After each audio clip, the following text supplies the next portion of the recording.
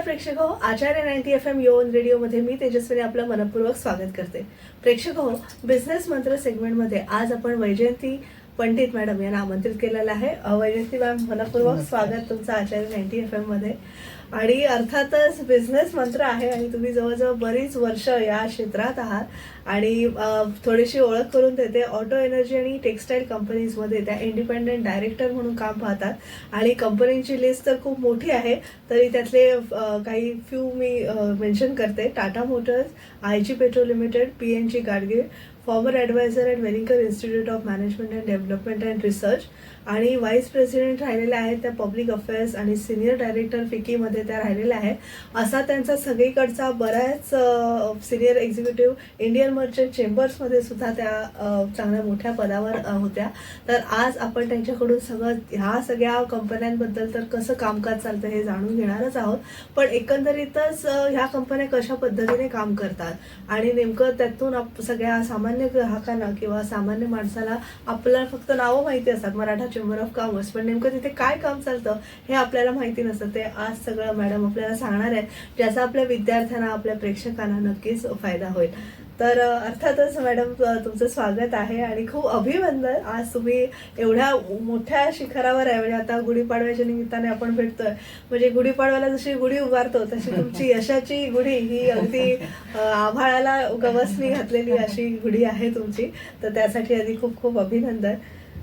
सुरुवात अगदी मी लहानपणापासून म्हणजे आपण बालपणातनं जे आपल्यावर संस्कार होतात त्यातनं आपण घडत जातो आणि नंतर मग एक एक अवधानं हे करत मग आपण प्रगतीपथावर पुढे चालत राहतो. तर घरात तुमचं एकंदरीत वातावरण पूर्वी कसं होतं?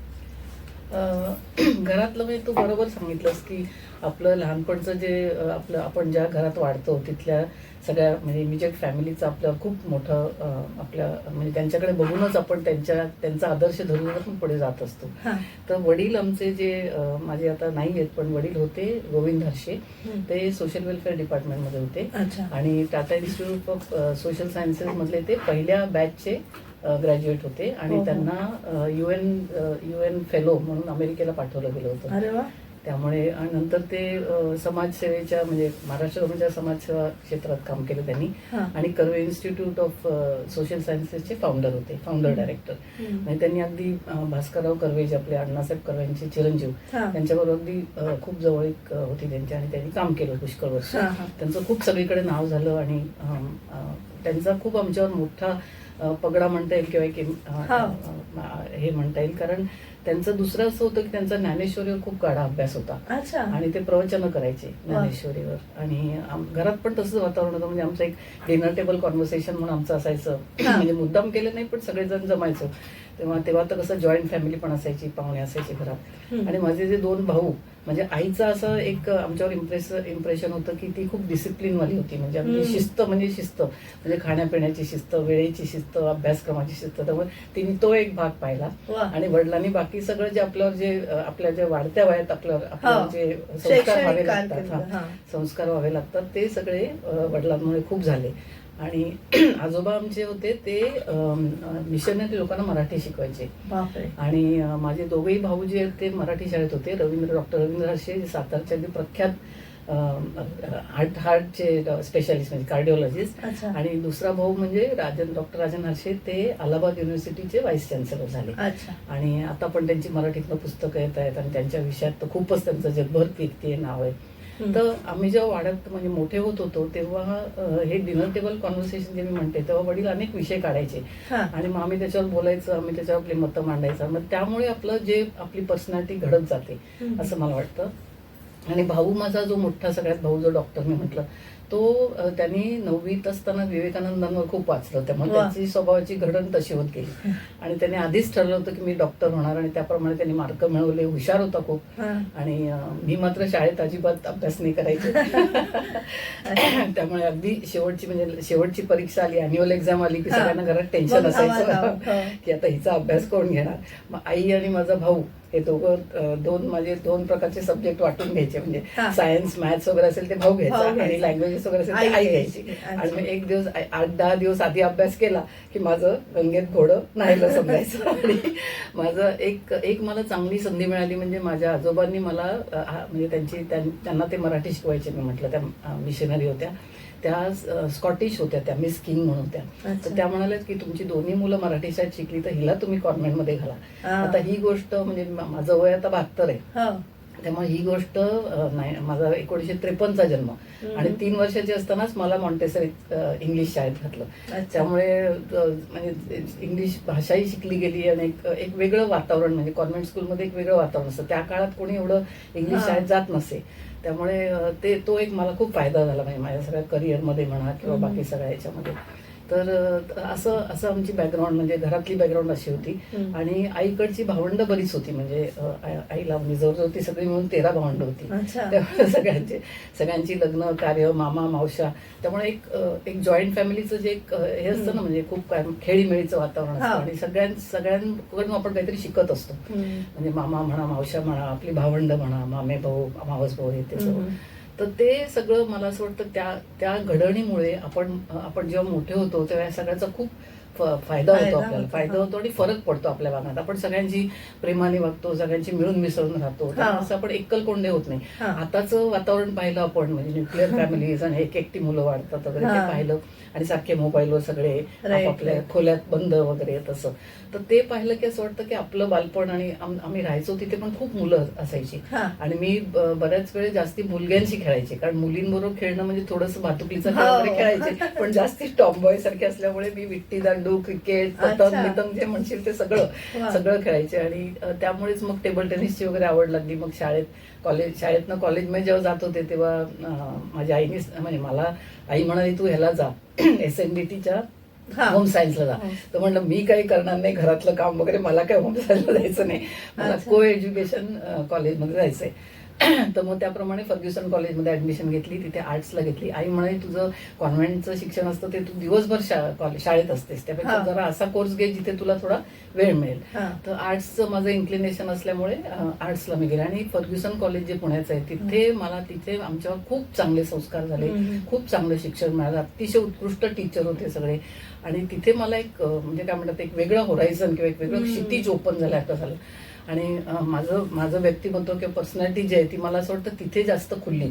कारण सगळ्या प्रकारचे स्टुडंट असायचे, बाहेरगावचे असायचे. एक मराठीचं पण मला खूप जास्त चांगलं जवळीक आली, कारण कॉन्व्हेंटमध्ये असल्यामुळे थोडंसं, त्या काळात कॉन्व्हेंटमध्ये असल्यामुळे एक थोडं डिटॅच होतं माणूस, कारण बाकी सगळे मराठीत असतात आणि आपण इंग्लिशमध्ये, म्हणजे थोडंसं आपल्याला त्या कल्चरशी, म्हणजे आपण घरी वातावरण वेगळं असतं आणि आपण जे शेक्सपियर शिकतो, आणखीन काय काय शिकतो ते थोडंसं एलियन वाटतं. म्हणजे शिकायला चांगलं, पण थोडंसं त्यात एक गॅप असते. शाळेचा मुद्दा आपला राहिला, शाळा कुठली होती? नुमोबी किंवा सेंट हेलिना कॉन्व्हेंट म्हणाला. आणि ती आता केम्ब्रिज वगैरे झाली, आता नंतर IB वगैरे पण झाली असेल.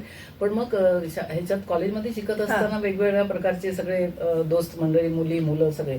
आणि पॉलिटिकल सायन्स मी घेतलं आणि मग BA ला म्हणजे युनिव्हर्सिटी टॉप रँकिंग मिळवली.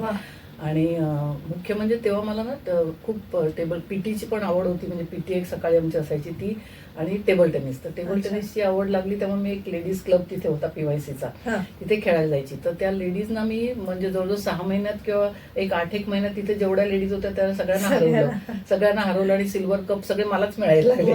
तर मग एक आमचे कोच होते, ते म्हणाले की नाही हिला आता तुम्ही जेंट्स क्लब मध्ये घाला, कारण तिचा गेम इम्प्रूव्ह व्हायला पाहिजे. तर म्हणजे नुसत्या लेडीज बरोबर खेळून ही तिथेच राहील, म्हणजे ही दरवेळेस जिंकते.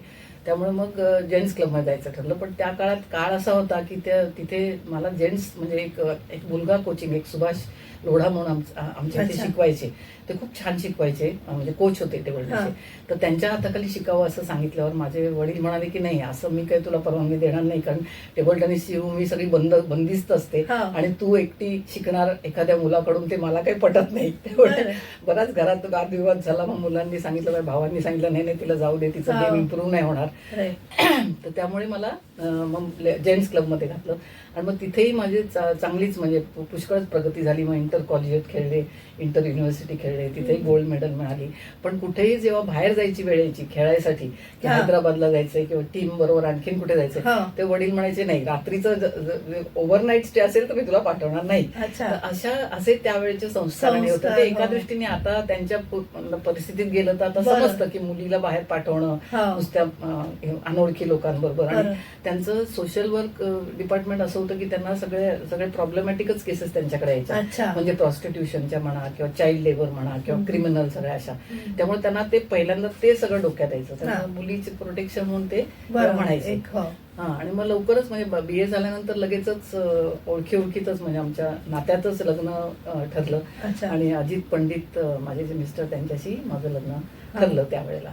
आणि आमचे सासरे म्हणजे जगन्नाथ पंडित, जे टाटा इन्व्हेस्टर मशीन टूलमध्ये ते जनरल मॅनेजर होते त्यावेळी.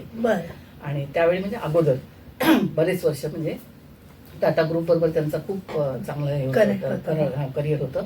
आणि ते मुंबईमध्ये राहत होते तेव्हा. आणि नंतर मग ते पुण्याला शिफ्ट झाले. त्यांचा बंगला पुण्याला असल्यामुळे. माझे मिस्टर प्रीमियर ऑटोमोबाईल्स मध्ये मेटलर्जी इंजिनियर होते.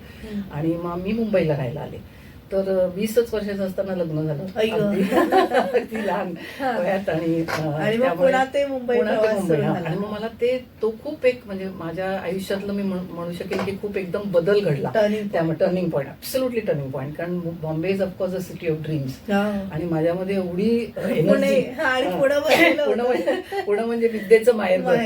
तर तिथे शिक्षणाचा वगैरे संस्कार ते सगळे चांगले झाले. पुणे खूप स्वच्छ, चांगलं आणि एक काय म्हणतात पेशा लोकांचं गाव असं समजलं आणि असं प्रोटेक्टेड एज्युकेशनल, म्हणजे बॉस्टन ऑफ इंडिया असं म्हणतात ना पुण्याला, तसं. तर ते शिक्षणाच्या दृष्टीने ते छान होतं. पण मुंबईला आल्यानंतर मला खूप सगळं एक मोठं स्वप्न पुढे आल्यासारखं, मोठा कॅनव्हास. आणि अगदी सुरुवातीला म्हणजे मी मग काय सुरू केलं, घरातल्या घरात ट्युशन द्यायला सुरुवात केली. आमच्या ओळखीच्या एक जण होते, म्हणजे माझ्या मुलीला तू शिकवशील का? तर म्हटलं वा, फार छान. आणि मग मी काहीतरी 75 रुपये महिन्याचे वगैरे तसं काही नव्हतं, कारण मी आधी सेटल होत होते. मुंबईच्या शहराला सेटल होते, घरकाम वगैरे काहीच सवय नव्हती कशाचीच. म्हणजे जरी कधीतरी आईने शिकवलं असेल की पोळी अशी करायची, भाजी अशी, तरी पण कधी केलेलं काहीच नव्हतं. त्यामुळे त्या सुरुवातीला जरा सगळीकडनं शिकून. आणि तेव्हा ते असं गुगल वगैरे काही नसायचं. त्यामुळे लग्नात प्रेझेंट मिळाले एक रुचिरा म्हणून पुस्तक होतं, त्या सगळ्या रेसिपी होत्या ओगल्यांचा. तर त्या बघून रेसिपी करायच्या. पण कधीच असं घर असं चालवलेलं नव्हतं. त्यामुळे तो थोडा अनुभव यायला किंवा ते एक्सपिरियन्स यायला वेळ लागला. पण मग त्यानंतर जेव्हा हे झालं, काय म्हणतात त्याला, ट्युशन घ्यायला लागली, तेव्हा एकानंतर असे खूप जण यायला लागले माझ्याकडे. जवळजवळ मी 7 वर्ष ट्युशन्स घेतल्या घरात बसून. आणि जवळजवळ 25 मुलं, म्हणजे अगदी मुलं मुली, म्हणजे 5वी पासून ते अगदी ह्याच्यात कॉलेजमध्ये जाणारे सुद्धा माझे विद्यार्थी यायचे. आणि सगळे म्हणायचे की यांच्याकडे गेले की आमची मुलं पास होतात. त्यामुळे ते मला अगदी चांगलं वाटायचं की मुलांबरोबर बसून अभ्यास. तेव्हा त्याच काळात माझा मोठा मुलगा झाला अद्वैत पंडित, जो आता सिंगापूरला असतो. तो केमिकल इंजिनियर MBA. आणि दुसरा ज्ञानेश पंडित, तो पण अमेरिकेला त्यांनी MBA केलं. आणि तो आता एक प्रोटिव्हिटी नावाच्या एका कन्सल्टिंग फर्म मध्ये तो पण मॅनेजिंग डायरेक्टर आहे. तर ती मुलं तेव्हा लहान होती आणि मोठी होत होती, तेव्हा मला घर बसल्या ते करणं अगदी फायदेशीर. नंतर मग मला असं लक्षात आलं की आपण घरात बसून यांना शिकवतोय सगळ्यांना आणि ही मुलं पास होत आहेत, पण आपली वाढ किंवा आपली ग्रोथ काहीच होत नाही. त्यामुळे मग मी म्हटलं आपण नोकरी करावी कुठेतरी. तर शोधाशोध करायला लागले. तर कुठेतरी प्रोफेसर म्हणून किंवा कुठेतरी शिकायला म्हणून मग कोणी ओळखीत अशी जायला लागले. तर सोफिया कॉलेजमध्ये बोलवलं. तर ते म्हणाले की ठीक आहे, आम्ही तुम्हाला एका लेक्चरचे 15 रुपये देऊ. आणि ते पण विद्यार्थी जमले तर. जर तुमच्या विषयाला विद्यार्थी 15हून अधिक जमले नाहीत तर त्या दिवशी लेक्चर होणार नाही. तर म्हटलं की हे काही खरं नाही, कारण आपण घरात बसून एवढे शिकवण्या करून किंवा ट्युशन मध्ये कमवतोय, हे कशाला करायचं. तर तेव्हा एक परफेक्ट प्लेसमेंट म्हणून एक एजन्सी नवीनच निघाली होती. आणि ते आता कशा आपल्या एजन्सी असतात, जॉब देणाऱ्या एजन्सी असतात, तर तशी ती कॉन्सेप्ट तेव्हा एकदम नवीन होती. ही गोष्ट मी करते 1980ची, 1979-80. तर मला कोणीतरी सांगितलं की तिथे तू जाऊन तुझं ऍप्लिकेशन दे, म्हणजे ते कुठे असेल तर तुला बोलवते. तर मग तिथे मला आपलं बायोडेटा कसं बनवायचं हेही माहित नव्हतं. त्यांनी मला विचारलं की तू काय शिकलीस काय वगैरे. तर मी काहीतरी एका कागदावर असं लिहून गेले होते. म्हणजे असं नाही, हे छान असं मी तुम्हाला बनवून देत. म्हणून त्यांनी बायोडेटा वगैरे बनवला छान. आणि मग विदिन अ मंथ किंवा 1-2 महिन्यातच मला लगेच कॉल आला मला असं वाटतं मार्च महिना होता आणि ते म्हणाले की शरीव दफ्तरी म्हणून आहेत त्या इंडियन मर्चंट चेंबरच्या प्रेसिडेंट होणार आहेत. अच्छा, okay. आणि त्या म्हणजे एक लेडी प्रेसिडेंट म्हणजे वालचंद हिराचंदच्या त्या पुतणी लागतात. बरं. तर त्या ग्रुपच्या त्या आहेत आणि त्या होणार आहेत. तर त्यांना तुला भेटावं लागेल आणि त्यांना एक अशी यंग आणि डायनामिक अशी पाहिजे मुलगी हवी आहे जी तिथल्या लेडीज विंग चालवेल तिथली. म्हणजे इंडियन मर्चंट चेंबर म्हणजे काय आहे ऍक्च्युली की ते वेगवेगळ्या इंडस्ट्रीजचं एक संघटन आहे म्हणजे असोसिएशन आहे. म्हणजे आपण जशी युनियन म्हणतो ती युनियन असते ती वर्करची असते. तर तशा वेगवेगळ्या कंपन्यांची ही एक असोसिएशन आहे म्हणजे इंडियन मर्चंट चेंबर आणि ती रिजनल लेव्हलला चालते. आणि तिथे कसं होतं की जेंट्स जे सगळे होते म्हणजे पुरुष जे होते ते त्यांच्या मिटिंग्स चालायच्या कायम की सरकार बरोबर काही नेगोसिएशन असतील किंवा एक वेगवेगळ्या सेक्टरच्या म्हणजे टेक्स्टाईल म्हणा किंवा वेगवेगळे जे सेक्टर होते तिथे त्या मेंबरशिप मध्ये त्या लोकांचे. तर ते कोणी मशिनरी मध्ये असेल, कोणी काय स्कूटर बनवणारे असतील, कोणी मोटारी बनवणारे असतील तसे. तर त्यांच्या लेडीजना वाटायचं की आपले नवरे हे सगळे त्या इंडियन मर्चंट चेंबरमध्ये दिवसभर काय करतात तर आपण पण तिथे जावं. तर त्या शरीर दत्तरी ताई मला म्हणाले की तू असं कर, सगळ्यांना आपण एकत्र करूया आणि आमची एक मेंबरशिप आपण चालू करूया आणि ह्या स्त्रियांसाठी आपण एक कोर्सेस ठेवूया म्हणजे हे मॅनेजमेंटचे किंवा प्रोफेशनल कोर्सेस असं आपण एक उभारू अशी एक लेडीज विंग ज्याच्यातनं त्या स्त्रियांना म्हणजे त्या पुढे जातील. एक तर त्यांना काही करायचं असेल, स्वतःचा उद्योग करायचा असेल तर तसं करता येईल असं. तर ते करत करत आम्ही म्हणजे आधी सुरुवातीला काहीतरी 75 आमच्या मेंबर होत्या आणि काहीतरी 50 रुपये फी होती. नंतर वाढता वाढता त्या 1,500 पर्यंत गेले आमचे मेंबर्स आणि आमच्या वर्षात जवळजवळ 150 इव्हेंट व्हायला लागले. म्हणजे आम्ही सगळ्या प्रकारची माणसं बोलवायचो म्हणजे MF हुसेनहून म्हणजे आर्टिस्ट म्हणा कुठल्याही क्षेत्रातले म्हणजे अगदी महत्वाचे RK लक्ष्मण येऊन गेलेले आहेत, कोण तू म्हणशील ते अमिताभ बच्चन येऊन गेलेले आहेत, सगळे माधुरी दीक्षित जे म्हणशील ते म्हणजे सगळे सेलिब्रिटी वेगवेगळ्या क्रिकेटर येऊन गेले, सुनील गावस्कर सारखे, झाकीर हुसेन सारखे आणि सगळ्यांबरोबर माझे ते फोटो आहेत. आणि आता कधी काही असं असलं की मला लोक म्हणतात की तुझा फोटो असेल ना तर तो पाठव. त्यामुळे मलाही अगदी असं बरं वाटतं की आपल्याला किती चांगल्या संधी मिळाल्या त्या इंडियन मर्चंट चेंबरमुळे आणि खूप सगळ्या इंडस्ट्रियलिस्ट लोकांची ओळखी झाल्या. आणि कसं असायचं आमचं काम म्हणजे असं असायचं की ते इव्हेंट तर करायचाच आम्ही म्हणजे इव्हेंट ऑर्गनाईज करायचा आणि स्पीच बनवायचा. कारण मी तेव्हा जर्नलिझमचा पण कोर्स केला म्हणजे मध्ये माझा जेव्हा दुसऱ्या मुलाच्या वेळी मी प्रेग्नंट होते त्यावेळेला आम्ही जॉईंट फॅमिलीत राहत होतो आणि माझ्या जाऊबाई आणि आम्ही एकत्र राहत होतो. तर त्या म्हणाले की आपण काम वाटून घेऊया. शलाका पंडित त्यांचं नाव आणि माझे दीर श्रीकांत पंडित. तर ते नाशिकला असतात आणि त्यांची पण एक इंडस्ट्री आहे आणि त्यांनी खूप मोठी नंतर ती झाली फॅक्टरी त्यांची आणि त्या नंतर तिकडे गेल्या. पण आम्ही एकत्र राहत होतो तेव्हा. तर त्या म्हणाले की आपण कामं वाटून घेऊया, आपण पैशाचा खर्चही वाटून घेऊया आणि सकाळच्या वेळी तू बनवत जा स्वयंपाक, संध्याकाळी मी बनवते आणि तुला कुठला इव्हनिंग कोर्स वगैरे करायचा असेल तर तू कर, मी मुलं सांभाळीन आणि सगळं करीन. त्यामुळे त्यावेळेला मी जर्नलिझमचा कोर्स केला आणि तेव्हा पण मला इतकं असं तू म्हणतेस तसं म्हणजे अक्षरशः मोठं क्षितिज झाल्यासारखं वाटलं. कारण मीडियाचं हे पॉवर ही वेगळीच असते आणि जर्नलिझम मध्ये पण मला मग सिल्वर मेडल मिळाली रायटिंग आणि रिपोर्टिंग मध्ये. आणि ती न्यूज मला जेव्हा मी बाळंतीण झाले त्याच्यानंतर माझ्या एका मिस्टरांच्या मित्रांनी मला येऊन सांगितलं की तुमचं असं म्हणजे तुम्हाला मेडल मिळालं वगैरे. तर सगळ्यांना खूप आनंद झाला की तू केव्हा करतेस सगळं. आणि सांगायची गोष्ट म्हणजे MA पण मी जेव्हा केलं तेव्हा BA झाल्यानंतर माझे सासरे म्हणले की तू काही जगन्नाथ पंडित ज्यांचा मी उल्लेख केला ते म्हणाले की तू शिक्षण सोडावं असं मला वाटत नाही. मला असं वाटतं तू शिक्षण कंटिन्यूच करावं कारण तुला म्हणजे एकतर शिकलेल्या स्त्रिया ह्या म्हणजे आपल्या घराण्यात सगळेजण शिकले आणि तू MA सोडू नको, तू MA करत राहा. तर त्यामुळे आणि काही मदत हवी असली तर आम्ही करू. तर तो त्यावेळेला म्हणजे पहिल्या वेळी प्रेग्नंट असताना मी MA केलं आणि 2 वर्षांचे पेपर एकदम दिले म्हणजे 4+4 8 पेपर एकदम दिले आणि मुलगा फक्त 5 महिन्याचा होता. तेव्हा आईनी सगळं सांभाळलं त्याला वगैरे. आणि म्हणजे आपलं म्हणजे सांगण्याचा हेतू असा की घरच्यांचा आपल्या सपोर्ट खूप सगळा असतो. आणि सासरे जर तेव्हा तसं म्हणाले नसते तर कदाचित मी केलंही नसतं. मला असं वाटलं असतं की आता लग्न झालं, मूल झालंय, आता कशाला आपण काय करायचं. पण त्यांनी खूप एनकरेज केलं. माझ्या सासूबाई पण खूप शिकलेल्या होत्या, त्या पण MA झालेल्या होत्या आणि त्या संगीतातल्या विशारद होत्या. त्यामुळे शिक्षणाचं एक वातावरण सासरी पण मिळालं आणि माहेर म्हणजे दोन्हीचा एक संगम म्हणतो तसं घडण माझी त्याप्रमाणे झाली. आणि नंतर म्हणजे काही काही गोष्टी आठवल्या की अगदी गंमत वाटते की जेव्हा मी माझी PhD करत होते तेव्हा माझा मोठा मुलगा हा MBA करत होता आणि धाकटा मुलगा CA करत CA होता. करत आणि आम्ही होता. तिघही एकत्र अभ्यास एकत्र अभ्यास करत होता. किती छान, किती गोड आहे. आणि मग आम्ही म्हणायचो, मी त्याला म्हणायचे की तुमचं तर ठीक आहे, तू 2 वर्षात MBA होशील, पण त्याला म्हणायचे CA ला चल, तुला तू दोन- जरी एक काय, first attempt ला pass झाला तर ठीक आहे. आहे, नाही तर 2-3 वर्षात होशील. पण PhD म्हणजे माझं 5.5 वर्ष. म्हणजे काही त्याचं काही लिमिट नाही केव्हा होईल काय. पण म्हणजे आम्ही सगळ्यांनी ते तेव्हा एकत्र मॅनेज केलं. झालं. आणि मुलं जेव्हा लहान होती तेव्हा पण सपोर्ट मिळाला. म्हणजे पाळणा घर असं नव्हतं, पण बाजूला माझ्या एक राहणाऱ्या होत्या, त्या म्हणायच्या की तू ठेवून दे मुलं माझ्याकडे, तू जा आणि मी सांभाळीन वगैरे. तर तसा सपोर्ट मिळाला चांगल्या प्रकारे. कारण आता असतं तेवढं सगळं डेव्हलप नव्हतं. म्हणजे आता कशी पाळणा घर क्रॅश असतात सगळीकडे तसं. आणि मग इंडियन मर्चंट चेंबर मधून काय झालं, जेव्हा हे स्त्रियांचं आम्ही सुरू केलं, लेडीज विंग सुरू केली, तेव्हा काम करता करता इंटरनॅशनल लेबर ऑर्गनायझेशनला तेव्हा नुकतंच 75 साली इंटरनॅशनल वुमेन्स इयर हे झालं होतं. म्हणजे त्याचं अनाउन्समेंट झालं. त्यामुळे इंटरनॅशनल लेबर ऑर्गनायझेशन जे UN ला अटॅच्ड आहे, तर ते शोधत होते की कोणी आम्हाला ह्या स्त्रियांच्या विषयामध्ये आम्हाला कोणीतरी पाहिजे की जे सगळीकडे सेमिनार करतील आणि चेंबर ऑफ कॉमर्सने कुठे कुठे लेडीज विंग आहे त्याचा स्टडी करतील, असं आम्हाला कोणीतरी पाहिजे. तर माझ्याकडे त्याची इन्क्वायरी, म्हणजे असं एकाने मला विचारलं, त्या EFI म्हणून एम्प्लॉयर्स फेडरेशन ऑफ इंडिया. तर ती employers federation of India he ILO ला अफिलिएटेड आहे, नॅशनल बॉडी आहे. आणि मग तिथून मला फोन आला की 1 महिन्याची तुम्ही रजा घेऊन हे काम आमच्यासाठी करू शकाल का.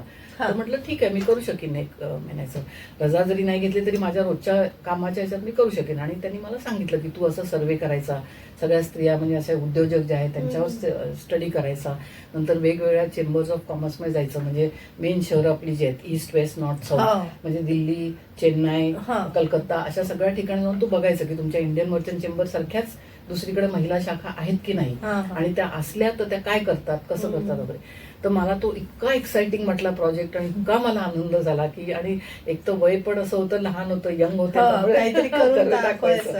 आणि एवढ्या मोठ्या संस्थेकडून आपल्याला नुसतं बोलावणं आलं ह्याच मला एवढा अर्थ. त्यामुळे मी काही विचारलं नाही की त्याच्यातनं मला काय मिळेल किंवा काही पैशाचा काही प्रश्नच नव्हता. मग त्यांनी कॉन्ट्रॅक्ट मला साईन करायला दिलं. मग मी ऑलरेडी इंडियन मर्चंट चेंबरमध्ये नोकरी करत होते, त्यामुळे त्यांची मला परमिशन घ्यावी लागली. तर ते म्हणले वा वा, फार सुंदर, हा इतका अभिमानाची गोष्ट आहे, तर तू नक्कीच ते कर वगैरे. आणि मला डॉलर्समध्ये त्यांनी पेमेंट दिलं. त्यामुळे तेव्हा डॉलर्समध्ये पेमेंट म्हणजे अगदी खूपच मोठी गोष्ट होती. पण त्यांना मुख्य म्हणजे माझा सर्वे घेतलेला आवडला, कारण मी इतकी म्हणजे ग्राउंडेड होते त्या विषयामध्ये की इतक्या स्त्रियांशी माझा कॉन्टॅक्ट होता, इतक्या उद्योजक स्त्रियांशी कॉन्टॅक्ट होता, बाहेरच्या सगळ्या चेंबर ऑफ कॉमर्सशी आमचं लिंकेज होतं. त्यामुळे जिथे कुठे जाऊ तिथे मला खूप कॉपरेशन मिळालं. आणि मी जो स्टडी पब्लिश केला तो ILO ला एवढा आवडला की त्यांनी मला त्याच्यानंतर प्रोजेक्ट मिळतच गेले. म्हणजे त्यांनी वेगवेगळ्या स्त्रियांच्या रिलेटेड विषय जे होते त्याच्यातनं मला सगळ्यात इन्व्हॉल्व केलं. मग मला तेव्हा असं जाणवलं की आपण एवढा अभ्यास आपण करतोय, इतका आपण स्टडी केलाय, सर्वे केलाय, आपण ह्याच क्षेत्रात काम करतोय, तर जेव्हा कॉन्फरन्समध्ये आपण जातो आणि जेव्हा आपण बोलायला उभं राहतो तेव्हा काहीतरी आपल्या मागे डिग्री असली त्या विषयातली, तर लोक आपलं नीट म्हणणं ऐकून घेतात किंवा आपलं लोक वेगळ्या रिस्पेक्टने आपल्याकडे बघतात. त्यामुळे मग मला वाटायला लागलं की आपण माझे एक म्हणजे आम्ही जे ILO मध्ये काम करायचो त्या ILO म्हणजे इंटरनॅशनल लेबर ऑर्गनायझेशन, तर ती युनायटेड नेशन्स ऑर्गनायझेशनचा एक अंग आहे तो. तर ते कसं, ते त्यांचं काम कसं असतं की लेबर साठी जे किंवा वर्कर साठी जे हिताचं असतं त्यासाठी ती संस्था काम करते आणि ती जगभर काम करते. त्यामुळे इंडियातले वर्कर ते एशियन कंट्रीशी कम्पेअर करतात, युरोपच्या वर्करशी कम्पेअर करतात, मग स्त्रियांचं काय स्थान आहे ते कम्पेअर करतात. असे त्यात अनेक विषय असतात आणि त्यात स्त्रियांच्या विषयामध्ये जास्त म्हणजे मला इंटरनॅशनली ग्लोबल म्हणजे रेकॉग्निशन तेव्हा मिळाली की वुमन एम्पॉवरमेंट मधली काही नावं होती तेव्हा एक्सपर्ट लोकांची, त्यात माझं नाव त्यांच्या त्या रोस्टरमध्ये आलं. त्यामुळे मला अतिशय आनंद झाला तेव्हा आणि खूप अगदी आनंद गगनात मावेना म्हणतात तसं झालं. आणि मग असं वाटलं की ह्या विषयात आपण आणखीन जास्त काम केलं पाहिजे. तर आम्ही जे एकत्र काम करत होतो त्यात डॉक्टर BK सिंग म्हणून एक होते आणि डॉक्टर राजन मेहरोत्रा होते. तर ते दोन्ही माझ्या गाईड सारखे होते. तर ते म्हणाले तू असं कर, तू PhD ला रजिस्टर कर जमनालाल बजाज मध्ये, आता त्यांचे ऍप्लिकेशन येतात तर तू रजिस्टर कर. त्यावेळेला माझं वय जवळजवळ 45 होतं. मी जसं म्हटलं मुलं शिकत होती, हायर एज्युकेशन मध्ये मुलं होती, आणि मी म्हटलं आता मी कशी शिकणार. नाही म्हणे तू अप्लाय तर कर, बघूया. आणि मग त्याच्यात कसं होतं 20-20 मिनिटाचे पेपर होते, 6 पेपर होते आणि ते 3 तासामध्ये ते संपवायचे होते. आणि ऑल इंडिया एक्झाम होती. बजाजची तर माहिती आहे आपल्याला किती टफ असते. आणि 20-20 मिनिटाचे पेपर होते, त्याच्यात माझी 13-14 मिनिटात माझी उत्तरं लिहून तयार व्हायची. वा. आणि मी बघायचे तर बाकी सगळे लिहित लिहिताय. असायचे. मग मला वाटायचं की आपलं काहीतरी नक्कीच चुकलंय, म्हणून आपण आपलं लवकर संपलंय आणि ते लोक Okay. अजून लिहिताय. लिहिताय. पण समहाव असं झालं की त्या सगळ्या परीक्षा मी पास झाले, वा. चांगल्या मार्काने पास झाले. आणि मग ते म्हणाले की आता तुमची आम्ही वायवा घेणार, हा. तुमची हे घेणार, ओरल एक्झाम हो. घेणार आणि मग तुम्हाला आम्ही ऍडमिशनचं आपण ठरवूया. आणि मग जेव्हा ती वायवा घेतली तेव्हा त्यांनी मला विचारलं, डॉक्टर मणेरीकर म्हणून होत्या तेव्हा, त्या डायरेक्ट होत्या अच्छा. बजाजच्या. तर त्या म्हणाल्या की तू इथून का तुला करायची आहे पीएचडी, तू हा. SNDT मध्ये का नाही करत, कारण हा हा. स्त्रियांचा विषय आहे. बरोबर. तर तू इथून तुला काय करायचं. म्हटलं नाही, हे जगातल्या 15 मोठ्या बी स्कूल्स मध्ये याचं नाव आहे, तर मला इथूनच करायचंय. तर अच्छा. त्यामुळे ठीक आहे. मग म्हटलं तुम्ही मला गाईड म्हणून तुम्ही राहा आणि मी तुमच्या अंडर under काम करते. करते. तर त्या म्हणल्या नाही, ऑलरेडी माझ्याकडे 11 स्टुडंट आहेत, तर मला अच्छा. तुला वेळ देता येणार नाही, तर तुझं तूच गाईड शोध. हा. तर तो त्यांचं जे हे असतं म्हणजे प्रॉस्पेक्टस हा. असतं, त्यात गाईडची नावं असतात. तर त्यात म्हटलं आता कोण, मग त्याच्यात राजन मेहरोत्रा म्हणून होते. तर म्हटलं हा चला, ह्यांच्याबरोबर आपण काम केलेलंच आहे. मग त्यांना मी विचारलं तर ते म्हणाले हा, ठीक कारण आहे. त्यांना कसं असतं, गाईडना काही आपल्याकडून मिळत नाही, म्हणजे त्या हा. स्टुडंट बरोबर त्यांना खूप वेळ द्यावा द्यावा लागतो आणि खूप गायडन्स द्यावा लागतो. आणि पीएचडी म्हणजे खूप जिकिरीचं काम असतं, म्हणजे डेटा गोळा करणं, हा. तो अनालाइज Thesis करणं, हा. खूप त्याचं. तर तरी ते हो म्हणल्यामुळे मला तो आनंद झाला. आणि मग प्रत्येक महिन्याच्या रविवारी मी त्यांना जाऊन भेटत असे. हा. ते त्यांना, कारण ते पण ह्याच्यात काम करत होते नोवार्तिस मध्ये, त्यामुळे त्यांना वेळ नसायचा एरवी. बापरे. त्यामुळे रविवारी आम्ही दोघं भेटायचो, रविवारच्या मंथली वन्स. हा. आणि मग मी घरी गेले की त्यांची काहीतरी घरातली हे असायची, प्रोग्राम वगैरे असायचा. आणि त्यांच्या मिसेसना वाटायचं की ही दर महिन्यातल्या एका रविवारी येऊन माझ्या दौऱ्याचं डोकं खाते, हा. तिला काय म्हणजे थोडंसं त्यांच्या घरातल्या वातावरणात पण असं मला दिसायचं की. पण ते म्हणायचे नाही नाही, मला ही आल्यानंतर मी कुठेही येणार नाही आणि आम्ही पीएचडीचा अभ्यास आमचा चालू आहे. तर त्यामुळे त्यांनी इतकं चिकाटीने माझ्या बरोबरीने काम केलं आणि मग ते पास झालं. म्हणजे मी पीएचडी पास झाले त्याच्यानंतर. म्हणजे 1995 ला मी रजिस्टर केलं, तर 2001 ला मला पीएचडी मिळाली. अच्छा. आणि आपल्या इथं रूल असे असतात की जेव्हा आपली पीएचडी सबमिट होते हा. त्यानंतर ते जेव्हा भेटतात आपले जे एक्झामिनर असतात, त्यांची मीटिंग काहीतरी वर्षातनं एकदाच होते. त्यामुळे ती मीटिंग होऊन गेल्यानंतर तुम्ही जर पीएचडीचा थिसिस हा. दिला असेल तर तुम्हाला 1 वर्ष थांबायला थांबायला लागतं लागतं. जेव्हा तुमची. पण लकीली ते म्हणजे 6 महिन्यानंतरच माझी इंटरव्ह्यू वगैरे झाला हा. आणि मी पास झाले. तर ते पीएचडी मिळाल्यानंतर म्हटलं सगळे पेपरमध्ये आलं, कारण जमनालाल बजाज मधली मी पहिली स्त्री अच्छा. आणि या उद्योजकतेवर करणारी ही पण पहिली स्त्री होते. अच्छा. आणि होम बेस्ड वुमन एंटरप्रेनर्स असा विषय होता. आणि त्याच्यात कसं होतं की माझे केस स्टडी जवळजवळ म्हणजे 167 होत्या बापरे. महिला, हा. आणि त्या घरून काम करणाऱ्या. आणि माझ्याकडे जी यादी होती त्याच्यात जर मी त्यांना फोन करून वगैरे विचारायला लागले तर कधी मला मिळायचं माझं सॅम्पल बरोबर, कधी नाही मिळायचं. पण जेव्हा मी एखाद्या स्त्रीचा इंटरव्ह्यू घेतला हा. आणि तिला विचारलं की आणखीन तुला अशा माहिती आहेत का कोणी बायकाच्या बरं. घरून करतात, तर त्या मला बरोबर माहिती द्यायच्या की तुम्ही ह्या पत्त्यावर जा, ही स्त्री ह्याला अशी करते, भेटा. ही घरातल्या म्हणजे रेसिपीजचं करते, कोणी कपड्याचं करत होती. म्हणजे आपण म्हणतो ना रोटी कपडा मकान, हा. या रिलेटेड ज्या होत्या स्त्रिया, कारण त्यांना तेच सगळ्यात सोपं पडतं. Right. म्हणजे स्वयंपाककला पाककला तर येतच असते, वेगवेगळ्या रेसिपी छान बनवत असतात. तर त्या लाईन मध्ये करणाऱ्या बऱ्याच एक होत्या. हा. म्हणजे आपण लोणची पापड कॅटेगरी म्हणतो त्या, हा. पण अति सुंदर काम करणाऱ्या. आणि मग कपड्याच्या उद्योगात होत्या, पण सगळं घरून ना, म्हणजे हा. घरातलं सगळं सांभाळून त्या सांभाळून करत होत्या. करायच्या. तर हा सेगमेंट मी का घेतला, तर ILO कडे स्टडी होत्या त्या सगळ्या महिला ज्या कारखाने चालवतात हा. आणि ज्या पुरुषांच्या बरोबरीने कामं करतात अशांचं डेटा त्यांच्याकडे होता. अच्छा. पण या इन्फॉर्मल सेक्टर आपण ज्याला म्हणतो की ज्यांची कुठे नोंद नसते, की त्या हम्म. बँकेकडे लोन घेत नाहीत किंवा ज्यांचं रजिस्ट्रेशन नसतं कंपनीचं, अशा या स्त्रिया होत्या. म्हणजे इन्फॉर्मल सेक्टर आपण म्हणतो. बरं. तर ते म्हणाले की तू अशा सेक्टरमध्ये काम केलंस तर आम्हाला ते फायद्याचं आहे, कारण त्यातला डेटा आम्हाला मिळू शकेल. आणि मग मी बऱ्याच वेळा जेव्हा स्त्रियांकडे या बायकांकडे जायचे तेव्हा बऱ्याच वेळा मला ते सासू सुनांच्या गाराणी ऐकायला लागायची, आणखीन घरातले प्रॉब्लेम ऐकायला लागायच्या. आणि मग मी सगळं ते ऐकून घ्यायचे, कारण मला त्यांच्या पोटात शिरून त्यांची उद्योगाची माहिती पाहिजे असायची. आणि त्या इतकं सुंदर सगळ्या कामं करायच्या. तर मला जेव्हा म्हणजे आणि त्यांना मी जेव्हा हा प्रश्न विचारायचे की तुमचं किती टर्नओव्हर आहे किंवा तुम्हाला किती पैसे मिळतात, तर त्याला भीती वाटायची. त्या म्हणायच्या तुम्ही कुठल्या तरी इन्कम टॅक्सच्या याच्यातून नाही राहिला, टॅक्स नाही ना पडणार.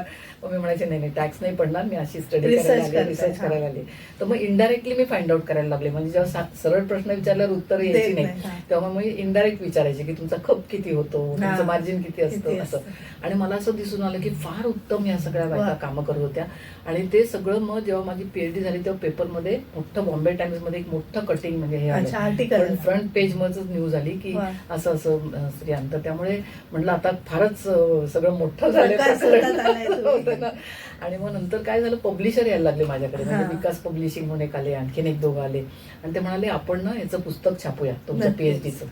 तर म्हटलं की पीएचडी ही 300-350 पानाची पीएचडी आहे, तर त्याचं पुस्तक म्हणजे अगदी बोरिंग होईल लोकांना, की ते वाचण्यात काही तसं रस वाटणार नाही.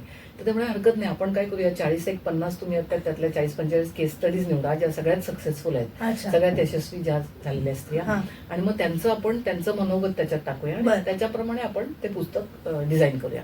तर ते करता करता मग ते बिझनेस ॲट होम म्हणून तयार झालं. 2001 साली, 2001-2च्या दरम्यान ते रिलीज झालं. आणि त्याच्यानंतर इतके मला फोन यायला लागले, इतक्या लोकांच्या इन्क्वायरी यायला लागल्या, आणि मग कॉन्फरन्सला वगैरे कुठेही गेले, उभे राहिले बोलायला की सगळे म्हणायचे त्यातल्या तुम्ही गोष्टी सांगा की कशा घडल्या. तर त्यातली एक गमतीची गोष्ट म्हणजे एक जी होती ती म्हणायची की मी तिच्या घरी जेव्हा गेले तर ते म्हणाले मी साडी नेसायला शिकवते लेडीजना. तर म्हटलं साडी नेसायला तर आपण सगळ्या साड्या नेसतो, त्याच्यात काय शिकवायचं, म्हणजे वेगवेगळ्या प्रकारच्या मी साड्या नेसायला शिकवते. त्यामुळे जेव्हा कॉन्झर्वेटिव्ह मारवाडी फॅमिलीतल्या बायका असतात आणि त्यांना येत नसते नीट साडी नेसायला, तेव्हा ते जेव्हा सासरी जातात तर त्यांच्याकडे लोक बघतात की अशी काय नेसली साडी, म्हणून त्यांना शिकायचं असतं साडी नेसायला. तर मी त्यांना त्यांचे कोर्स घेते आणि मग ते काहीतरी 2000 रुपये वगैरे फी होती तिची, आणि मग ते कोर्समध्ये ती शिकवायची 32 प्रकारे साडी नेसणं वगैरे. तर मी म्हटलं ठीक आहे, मला तुझ्या कोर्सला जॉईन व्हायचं तर तू मला जॉईन करून घे. तर ती म्हणाली सॉरी मी तुम्हाला घेऊ शकत नाही, कारण 6 महिन्यासाठी माझा क्लास फुल आहे, मला अजिबात तुम्हाला आत्ता घेता येणार नाही. तर ते ऐकून मला एवढा आनंद झाला की इतकं छोटंसं स्किल आहे की नुसतं साडी कशी नीट ठीकठाक नेसवायची हे, आणि त्याच्यातनं ही इतकी म्हणजे इतका हिने मोठा उद्योग निर्माण केला. आणि अजून पण मी बघते ती सोशल मीडियावर तिचं सगळीकडे पोस्ट असतात, रील असतात की साड्या कशा ठेवाव्या, साड्या कशा नेसाव्या, कसं सुंदर दिसावं, त्याच्याबरोबर ज्वेलरी कुठली मॅच करावी वगैरे. म्हणजे असं आहे की कुठलंही छोटंसं जरी आपल्यामध्ये एक अंगी कला असली किंवा काहीतरी गुण असेल तर त्याच्यातनं उद्योग हा निर्माण होऊ शकतो, हे मला तेव्हा लक्षात आलं. नक्कीच. आपण तुमच्या इंडियन मर्चंट ऑफ चेंबर्स बद्दल जाणून घेतलं, पण तिथून मी तुम्हाला ब्रेकच्या नंतर नेणाऱ्या टाटाचा सगळे एक्सपिरियन्स जाणून घ्यायचा आहे. आणि अर्थातच पब्लिक अफेअर्स मध्ये तुम्ही कामाला होतात, जवळजवळ 40 देश तुम्ही फिरलेला आहात. ते 40 देशांची थोडक्यात आम्हाला सफर तुम्ही थोडीशी घडवा अशी मी तुम्हाला विनंती करते. प्रेक्षक एक छोटीशी विश्रांती घेऊया आणि बिझनेस मंत्र सेगमेंटमध्ये भेटूया डॉक्टर वैजयंती पंडित यांना. तुम्ही ऐकत राहा आचार्य 90 FM your on radio. Acharya 90 FM.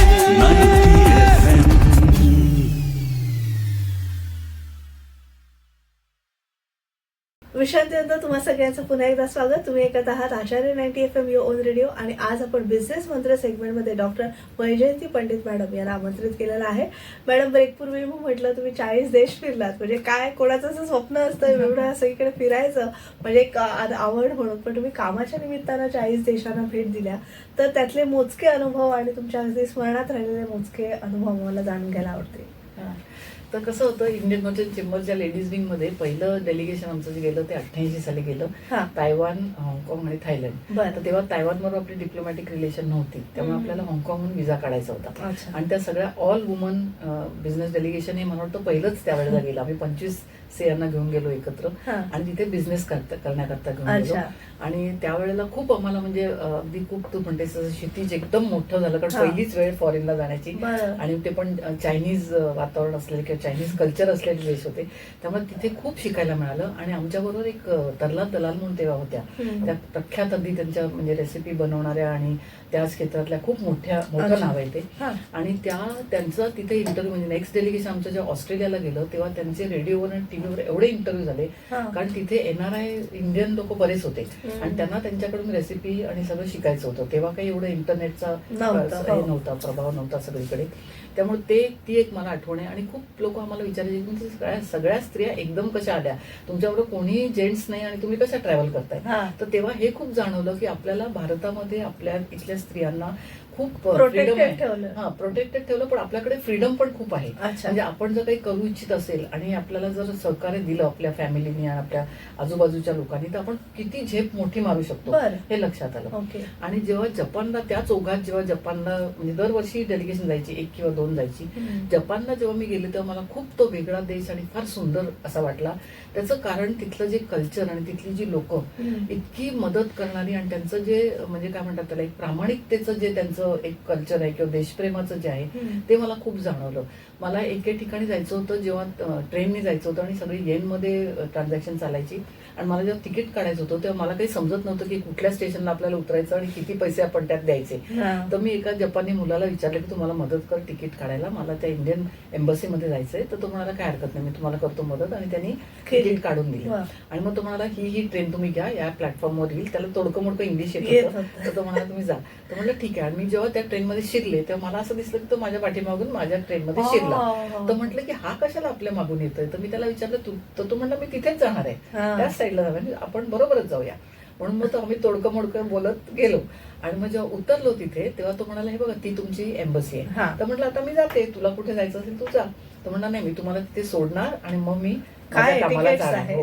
आणि मग तो तिथे गेला. त्यांनी ते जपानीज मध्ये त्या लोकांना सांगितलं की या इंडियाहून आलेले आहेत आणि यांना तुम्ही असं असं चांगलं वागणूक द्या असं वगैरे त्याच्या भाषेत वगैरे सांगितलं. नंतर म्हणलं आता मी जातो. तर म्हणलं आता तू कुठे चाललायस. तर त्याला कम्प्लिटली वेगळ्या दिशेला जायचं होतं. पण केवळ मी बाहेरच्या देशात आलेली म्हणून त्यानं मला मदत केली. म्हणजे मला इतकं त्याचा हे झाला, आनंद झाला.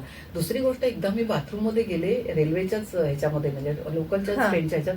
तिथे मला जायचं होतं वॉशरूमला, मी गेले आणि मग तिथे ना एक लाल असं बटन सारखं होतं. तर तिथे असं काहीतरी इमर्जन्सी सारखं त्या जपनीज भाषेत दिलं होतं.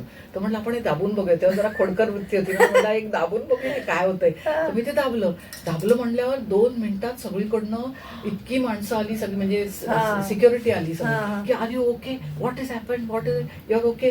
त्यांना वाटलं मला काहीतरी आतमध्ये झालं, मला नाही झालं किंवा काहीतरी. तर ते मला एवढं आश्चर्यकारक वाटलं की म्हटलं 2 मिनिटं पण नाही लागली, विदिन फ्यू सेकंड अँब्युलन्स सारखं असं हे होऊन वगैरे सगळी लोक आली आणि असं मदतीला वगैरे. बापरे, म्हटलं काय हा देश आहे सुंदर, अगदी प्रगत देश आहे. प्रगत. हे खूप वर्षापूर्वी म्हणजे 3-4 वेळेला मी गेले. एकदा मला ट्रेनिंगसाठी पण पाठवलं होतं. तर तेव्हा 18 देशांचे आणखीन होते लोक आलेले वगैरे. म्हणजे रिसर्चच्या उद्देशानेच तुम्ही गेला. हे रिसर्चच्या उद्देशाने नाही, IMC ला म्हणजे इंडियन मर्चंट चेंबरला कसं होतं, एक नॉमिनी दरवर्षी पाठवायचा असं होतं. तिथे जपनीज AOTS म्हणून एक संस्था आहे ओसाकामध्ये. तर तिथे वेगवेगळ्या देशांच्या लोकांना बोलवून ते ट्रेनिंग देतात. त्याच्यात मला मार्केटिंगचं, इंटरनॅशनल मार्केटिंगचं ट्रेनिंग घ्यायला पाठवलं होतं.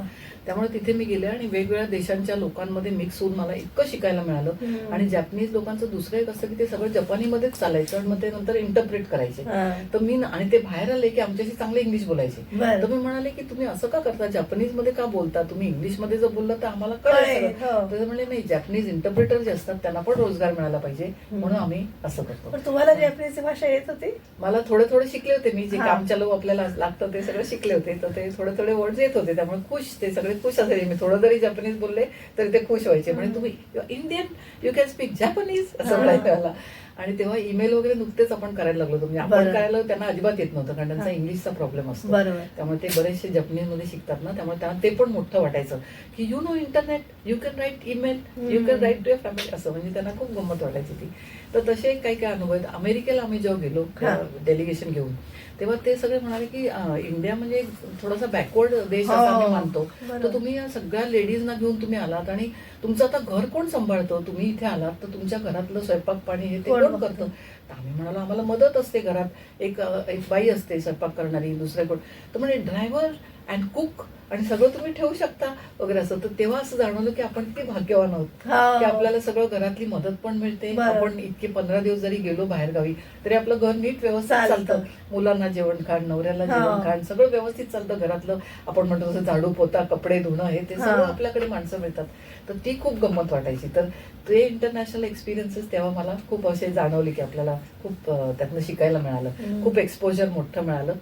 आणि नंतर मग इंडियन मर्चंट चेंबर नंतर मी फिकीमध्ये जॉईन झाले. कारण फिकीची खूप मोठी संस्था आहे. फिकी नॅशनल बॉडी आहे आणि दिल्लीला हेड ऑफिस असल्यामुळे तिथे मला हेड नेमलं गेलं. कारण इतका अनुभव होता, म्हणजे 26 वर्षाचा अनुभव इंडियन मर्चंट चेंबरचा होता.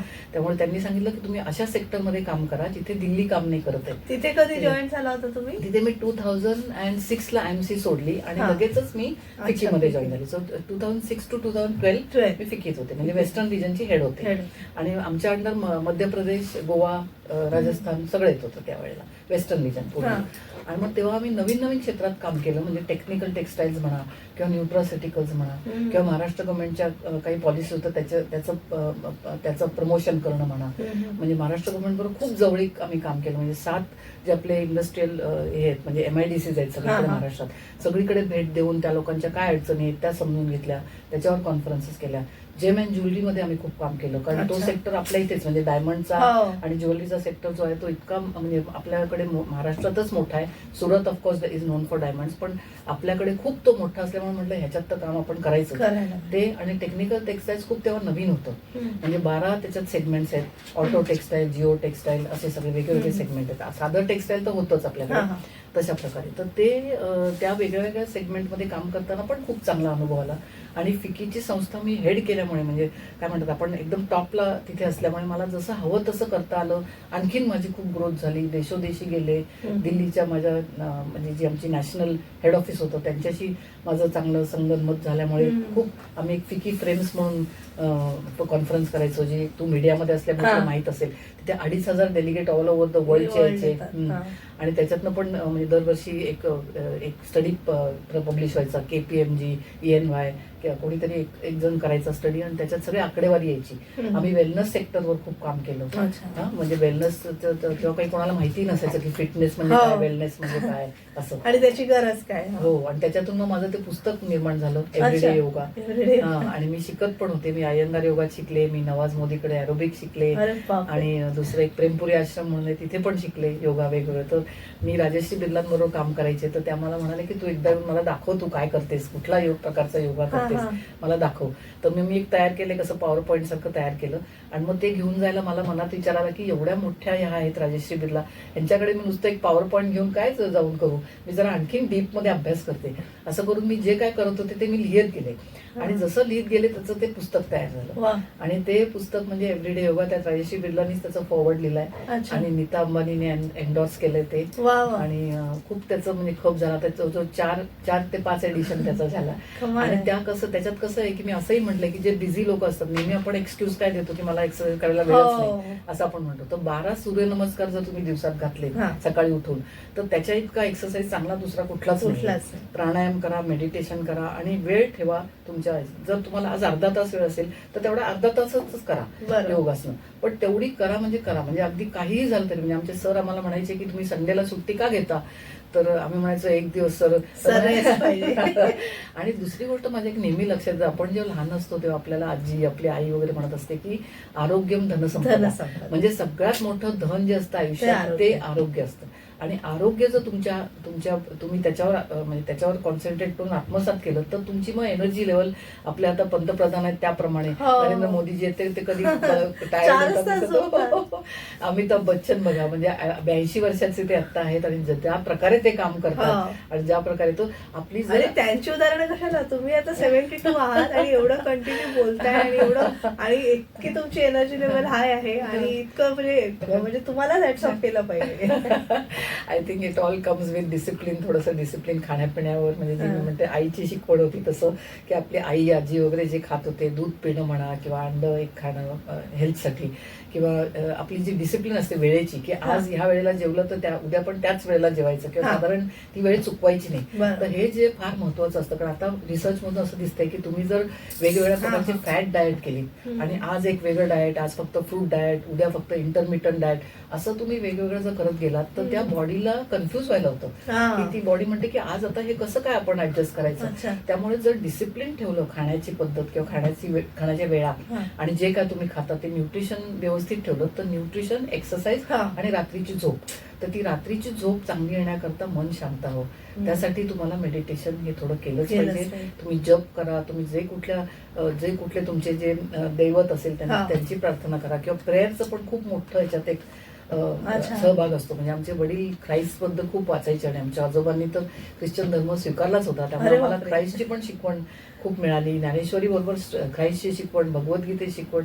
त्यामुळे मला असं वाटतं की स्पिरिच्युअल जो आपला एक असतो म्हणजे आध्यात्मिक बेस असतो, त्यामुळे आपण ग्राउंडेड राहतो की आपल्याला कळतं की आपलं पण एक शेल्फ लाईफ आहे. आपण एक इतके काळ आपण आहोत या जगात, तर आपण चांगलंच काम करून जायचं. आणि त्यानंतर मग जे काय असेल ते परमेश्वराची इच्छा, आपण जे काय असेल ते पण हसतमुख राहायचं, पॉझिटिव्ह राहायचं आपण जे आधीपासून जे शिकलो लोकांना मदत करणं, अगदी छोट्या छोट्या गोष्टीत मदत करणं हे फार महत्वाचं आहे. हा. कारण खूप वेळा मला लोक म्हणतात तुम्ही एवढे PhD झाल्या तर तुम्ही सगळ्यांशी बोलता तुम्ही, तर म्हटलं सगळी म्हणजे प्रत्येकाच्या अंतःकरणात म्हणजे आपण एक म्हणतो भगवद्गीतेने पण म्हटलंय की आपल्यामध्ये जो आत्मा आहे तो दुसऱ्या जीवात पण आहे. वा. आणि आपल्याला आनंद का होतो म्हणजे जेव्हा आपण एखाद्या समारंभात जातो किंवा एखाद्याला खूप वर्षांनी भेटतो बरं. तर आपण म्हणतो अरे किती बरं वाटलं तुला हो, भेटून, किती आणि आनंद तसं झाला. तुमचं व्यक्तिमत्व आहे की हो. तुम्हाला भेटून असं पॉझिटिव्ह वाईब्स किंवा हो. प्रसन्न वाटतं आणि स्वतःला पण एक एनर्जी येते, असं हो. तुमचं व्यक्तिमत्व आहे. आता थोडंसं आपण फिकीचा अनुभव तुमच्याकडून जाणून घेऊया. फिकी नेमकं काय आहे, कसं त्याचे प्रोसेस असतो? हा, वर्ग- तर फिकी म्हणजे federation of Indian chamber of commerce and industry, आणि त्याचं मेन थीम म्हणजे industries voice for policy change असं आहे. म्हणजे इंडस्ट्रीला जे काय वाटतं, म्हणजे इंडस्ट्रीचे जे काय अडचणी असतात, इंडस्ट्रीला पुढे जाण्याकरता जे काय बाधामध्ये येतात, तर त्या घेऊन आपण गव्हर्नमेंटकडे जायचं आणि त्यांना सांगायचं की ह्या अडचणी आहेत त्या तुम्ही दूर करा. तर जेव्हा मी इंडियन मर्चंट चेंबरमध्ये होते आणि फिकीत पण होते तेव्हा लोकांनी विचारलं की तुम्ही कुठे काम करता, तर जेव्हा मी या संस्थेचं नाव सांगितलं तर लोकांना पटकन कळायचं नाही, म्हणजे तुम्ही काय करता एक्झॅक्टली असं होतं. तर ते नुसते इव्हेंट्स केलेले दिसतात, म्हणजे कॉन्फरन्सेस लोकांना दिसतात, पण त्याच्या मागे बराच काही अभ्यास असतो, बराच काही स्टडी असतो. आणि इंडस्ट्रीच्या म्हणजे आम्ही एक इंडस्ट्री अशी घेऊन, मग समजा आपण आता बजेटचं उदाहरण घेतलं, युनियन बजेट जे असतं तर त्याच्या मीटिंग ऑक्टोबर पासून सुरुवात होते आणि फायनान्स मिनिस्टरकडे सगळेजण रिप्रेझेंटेशन घेऊन जातात की आमच्या इंडस्ट्रीचे ही अडचणी आहेत, हे तुम्ही चेंज करा. किंवा आता आपण जीएसटीचं बघतो त्यात बरीच डिस्क्रिपन्सी आहे. नंतर आपण आणखीन कितीतरी टॅक्सच्या याच्यात बघतो, कितीतरी टेक्सटाईलचे म्हणजे तुम्हाला हे मिळतात, इन्सेंटिव्ह मिळतात, सबसिडीज मिळतात, तर त्या काही इंडस्ट्रीना मिळतात, काही इंडस्ट्रीना मिळत नाहीत. मग ते म्हणतात की त्यांना देत आहे आम्हाला नाही देत, किंवा बाहेरचे टॅक्स जास्त पडतात, इम्पोर्टची ड्युटी पडते. तर ह्या सगळ्या ज्या असतात म्हणजे बिझनेस रिलेटेड ज्या काही गोष्टी असतात त्या आपण गव्हर्नमेंटकडे जाऊन आपण, आणि त्यामुळे पॉलिसी चेंज होतो. तर आम्हाला फिकीमध्ये कसं असायचं, KRA म्हणजे तुमचे की रिझल्ट एरियाज जे असतात आपल्या, तर त्या कशा मोजल्या जायच्या, तर किती कॉन्फरन्स केली, त्याला किती माणसं आली ते नाही, पण गव्हर्नमेंटने तुमच्या सांगण्यामुळे किती पॉलिसी चेंज केली हे आमचं निकष असायचं आमच्या परफॉर्मन्सला मोजण्याचं. तर एक अभिमानाची गोष्ट म्हणजे फिकी फ्रेम्स जेव्हा आम्ही करायचो, जे मीडियावर असतं, मीडिया आणि सिनेमाची इंडस्ट्री म्हणजे जी सेल्युलॉइड आपण म्हणतो बॉलिवूड वगैरे, तर तेव्हा काय झालं, आमिर खान एका त्याच्या पिक्चरसाठी त्याला लोन हवं होतं, तर तो बँकेकडे गेला, तर बँकेने सांगितलं की तुमची ही काही इंडस्ट्रीमध्ये मोडत नाही, तुमची जी सिनेमा एंटरटेनमेंट मोडत नाही, त्या इंडस्ट्रीमध्ये येत नाही, तर आम्ही तुम्हाला लोन काही देऊ शकत नाही. तर तेव्हा सगळ्यांचं म्हणजे आय ओपनर सारखं डोळे उघडले. आणि तेव्हा मला वाटतं सुषमा स्वराज तेव्हा ह्या होत्या, इन्फॉर्मेशन ब्रॉडकास्टिंग मिनिस्टर होते, आणि डॉक्टर अमित मित्र आमचे हेड होते फिकीचे. तर त्या दोघांनी मिळून, आम्ही त्यांना ऑफकोर्स सहकार्य केलं सगळं रिसर्च करण्यात, आणि त्या दोघांनी मिळून इतका मस्त सर्वे आणि रिसर्च केला, त्यामुळे गव्हर्नमेंटने पॉलिसी आणली की entertainment is also in industry, media is also in industry, so it should be treated like an industry, असं झालं. आणि त्यावेळेस तो एक मोठा चेंज घडून आला. आणि हे आम्ही अभिमानाने तुमच्या कारकिर्दीत झाला, आणि आम्ही त्याच्यातले छोटेसे काय म्हणतात त्याला सोल्जर्स होतो करणारे, पण म्हणजे हा मोठा बदल घडून आला. तसंच स्त्रियांच्या बाबतीत पण बऱ्याच वेळा घडून आलं, स्त्रियांबद्दल पॉलिसी झाल्या. आणि मला असं वाटतं मध्ये तुम्ही विनल त्यांचा जेव्हा इंटरव्ह्यू घेतला तेव्हा सगळं स्त्रियांमध्ये काय खूप छान सांगितलं. तर तसं पॉलिसी चेंज घडवून आणणं हे आमचं मेन तेव्हा काम होतं. आणि ऑफकोर्स मोठे कॉन्फरन्स आम्ही घ्यायचो, मोठ्या म्हणजे कंपन्या छोट्या मोठ्या सगळ्या आमचे मेंबर असायचे. तर जे मेंबर्सना जे जरुरी असतं किंवा मेंबरना जिथे आपण म्हणतो ना जिथे शू पिंच होतो त्या गोष्टी आम्ही घेऊन, त्यांच्या अडचणी घेऊन त्या आम्ही गव्हर्नमेंटकडे रिप्रेझेंट करण्याचं काम करत असू. तर फिकीमध्ये असं अशा टाईपचं काम होतं. आणि आपण एक छोटीशी विश्रांती घेऊया आणि आपण पुढे बोलूया, ते म्हणजे तुमच्या पुस्तकांबद्दल आणि थोडंसं योगाचं थोडंसं तुम्ही सांगा, आणि अर्थातच बोर्ड असाइनमेंट ज्या काही होतं त्याबद्दल. एक छोटीशी विश्रांती घेऊया प्रेक्षक, आणि पुन्हा भेटूया. आज आपण बिझनेस मंत्र सेगमेंटमध्ये बातचीत करत आहोत डॉक्टर वैजयंती पंडित यांच्याशी. आचार्य 90 FM 90 FM.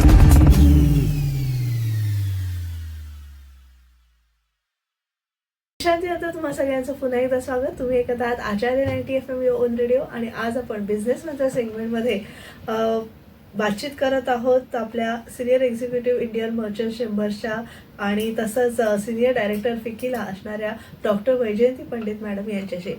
मॅडम म्हणजे खरंच हे म्हणजे अप्रूप वाटतं, कारण आम्ही फक्त आमच्या कधी कॉलेजमध्ये असताना merchant of chamber of commerce असतं आणि हे सगळे म्हणजे फिकी असते, हे सगळं आम्हाला कॉलेजच्या म्हणजे मॅनेजमेंट स्टडीजमध्ये होतं की ह्यांचं हे कार्य चालतं ते चालतं.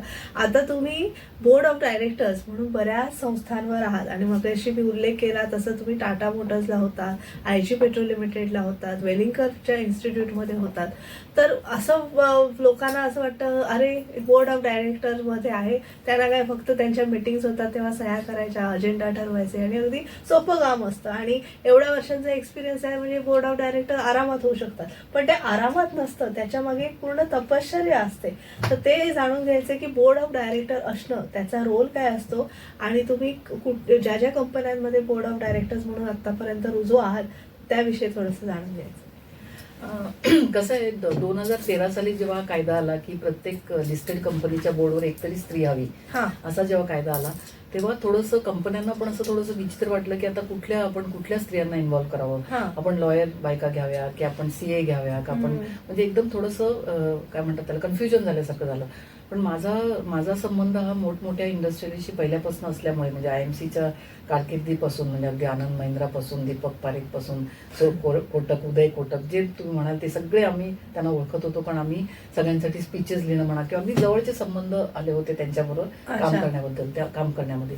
त्यामुळे काय झालं की पटकन त्यांना ऍट द फर्स्ट म्हणजे रिकॉल जे असतं, आपण एक रिकॉल म्हणतो की आपण एखादा विचार करायला लागलो की ह्या क्षेत्रात आपल्याला कोण माहितीये, तर त्या रिकॉलमध्ये पटकन पहिलं नाव माझं यायचं. त्यामुळे कारण खूप वर्ष एकत्र काम केलं होतं. दुसरं एक मला असं नेहमी वाटतं की एक विश्वास या पर्सनवर किंवा या लेडीवर आपण विश्वास ठेवू शकतो, हे एक जे असतं ते फार महत्वाचं असतं. म्हणजे आजकालची जी जनरेशन आहे त्यांना क्विक मनी पाहिजे असतो, फास्ट राईस पाहिजे असतो, ते सगळ्याची कंपॅरिझन करतात. म्हणजे जिमला गेले ना तरी कम्पेअर करतात की मी 60,000 वर्षाची फी दिली तर माझं 6 किलो तरी वजन वर्षाच्या कमी झालं पाहिजे. तर असा तुम्ही जर बिझनेस केला प्रत्येक गोष्टीचा तर तुम्ही पुढे जाऊ शकत नाही. तर आपण जे काम करतो त्यात झोकून द्यायचं आपल्या स्वतःला. जे काय आपल्याला मिळतं त्याचा मोबदला मिळतो, त्याची अगदी इतकी बिझनेस सारखी मोजमाप नाही करायची. कारण तुम्ही जर चांगलं काम केलं तर आपोआप तुम्हाला पैसा मिळतो, आपोआप तुम्हाला कीर्ती मिळते, आपोआप तुमचं सगळं नाव होतं, तुम्ही फेमस होता, त्याच्यात काहीच प्रश्न नाही. त्यामुळे जेव्हा त्या इंडस्ट्री मधल्या जे लीडर होते तेव्हा त्यांनी मला पहिल्या वेळी जेव्हा सांगितलं, इंडोकाउंटला मी पहिल्यांदा जॉईन झाले, ती टेक्सटाईल कंपनी कागलला त्यांचा प्लांट आहे आणि ते 100% नाही पण 90% त्यांचं सगळं एक्सपोर्ट व्हायचं. आणि ते बनवतात, ते बेड लिनन बनवतात, म्हणजे आपण चादरी किंवा ब्लँकेट हे घेतो बेडशीट्स, बेड लिनन. तर तसं त्यांचं उत्पादन चालायचं. आणि त्यावेळेला त्यांनी मला बोलवलं, त्यांचं कागलचं जेव्हा उद्घाटन करायचं होतं तेव्हा बोलवलं की आम्हाला मराठी अँकर पाहिजे, जी मराठीत बोलू शकेल, कारण कोल्हापूर आहे मराठी. त्यामुळे त्यांनी मला म्हणजे बोलवलं की तुम्ही याल का आणि कराल का. तर म्हणलं ठीक आहे मी करीन. तेव्हा मी त्यांना असं काही विचारलं नाही की मला तुम्ही त्याच्या बदली किती पैसे देणार, अजिबात विचारलं नाही. आणि त्यांचं माझी रिलेशन चांगली होती. अनिल कुमार जैन त्यांचं नाव, ते चेअरमन. तर नंतर मग काही वर्षांनी त्यांनी मला फोन केला, मला तुमची आठवण झाली कारण तुम्ही तेव्हा आपण भेटलो होतो, तर तुम्ही माझ्या बोर्डवर काम कराल का. तर म्हटलं ही पहिलीच संधी आहे, मला ऍक्च्युली माहित नाही काय, मला टेक्सटाईल मध्ये मी काही एक्सपर्ट नाही. तर ते म्हणजे नाही, टेक्सटाईलची एक्सपर्ट आम्हाला नकोच आहे, आम्हाला एक स्त्री हवी आणि आम्हाला जिच्यावर विश्वास ठेवता येईल, जिची इंटेग्रिटी आम्ही गॅरंटी करू शकू की जी आतली इन्फॉर्मेशन असते, जी कॉन्फिडेन्शियल इन्फॉर्मेशन असते ती लोकांची शेअर करणार नाही, शेअर मार्केटमध्ये ट्रेड करणार नाही, अशी आम्हाला पाहिजे. म्हणजे जे इन्सायडर ट्रेडिंग म्हणतात ते सगळ्यात डेंजरस, कन्सिडर क्रिमिनल ऍक्टिव्हिटी. तुम्ही जर आतली शेअर बद्दलची माहिती बाहेर कळवली आणि तुमचं शेअरचं ट्रेडिंग केलं आणि त्याच्यात तुम्ही जर कमवत राहिला तर ते अगदी म्हणजे पनिशमेंट, गुन्हा आहे, मोठा गुन्हा आहे. तर त्या दृष्टीने त्यांनी माझ्याकडे बघितलं. त्यांनी इतकं एक्सप्लिसिटली मला सांगितलं नाही की आम्ही त्या दृष्टीने तुमच्याकडे पाहतोय, पण त्यामुळे आपली इतक्या वर्षांची ओळख आहे म्हणून तुम्ही या.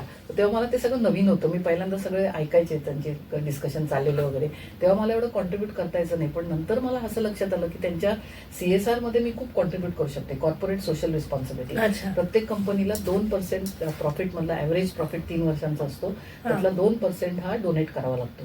आणि ते हेल्थ, एज्युकेशन, स्त्रियांचं सक्षमीकरण, ESG या सगळ्या गोष्टींना त्यांना विभागून ते पैसे द्यावे लागतात.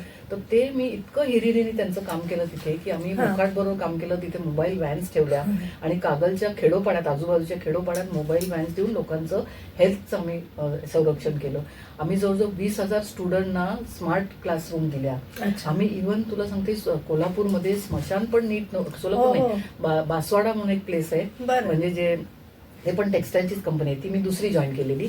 आणि तिथे असं दिसून आलं की स्मशान आहे, तिथे पण काही सोयी नव्हत्या.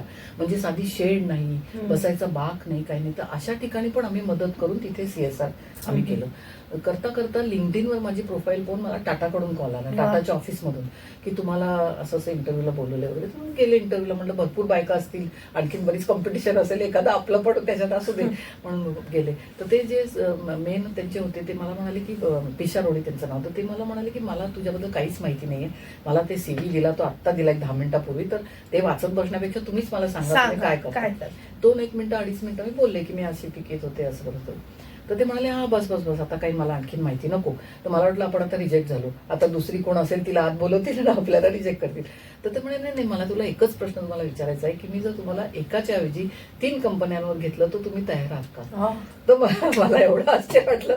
मला म्हणजे अक्षरशः ते म्हणतो ना, अंधारा मागतोय एका तर मला तिसराही डोळा दिला गेला असं. तर तुम्ही म्हटलं काही हरकत नाही. म्हटलं मला ह्या विषयातली म्हणजे मोटर्स किंवा माझे म्हटलं मिस्टर मेटलर्जी इंजिनियर आहेत आणि त्यांनी प्रीमियर ऑटोमोबाईल मध्ये काम केलंय, पण त्यांना माहिती आहे मोटारीचं काय असतं, म्हणजे मेकॅनिकल. मला काहीच माहिती नाही. तर ते म्हणे आम्हाला तसं माणूस नकोच आहे, आम्हाला तुमच्यासारखा थर्ड व्ह्यू आणणारा, म्हणजे डायव्हर्सिटी वाढवण्याकरता मी तुम्हाला घेतोय, तर तुम्ही प्लीज ऍक्सेप्ट करा वगैरे. तर तिथून मग माझी वाटचाल पुढे जात राहिली. आणि मग मी लक्ष्मी मित्तल आणि यांची जी एक मर्ज्ड कंपनी आहे, HPCL आणि लक्ष्मी मित्तल, त्यांची एक कंपनी HMEL म्हणून आहे, तर ती रिफायनरीज मध्ये आहे आणि त्यांचं भटिंडामध्ये प्लांट आहे. तर तिथे 2 वर्ष मी काम केलं. त्याच्यानंतर मला 2 वर्ष वाढवून मिळाली, म्हणजे 4 वर्ष काम केलं. तर ती फारच मोठी कंपनी होती, म्हणजे $4 बिलियन त्यांची नुसती इन्व्हेस्टमेंट होती आणि CSRचं बजेट आमचं 66 कोटी होतं. तर ते बघून मला वाटायचं की आपण हे कसं, म्हणजे एक असं म्हटलं जातं की पैसे मिळवणं सोपं असतं, पण ते चांगल्या कारणी लागणं कठीण असतं.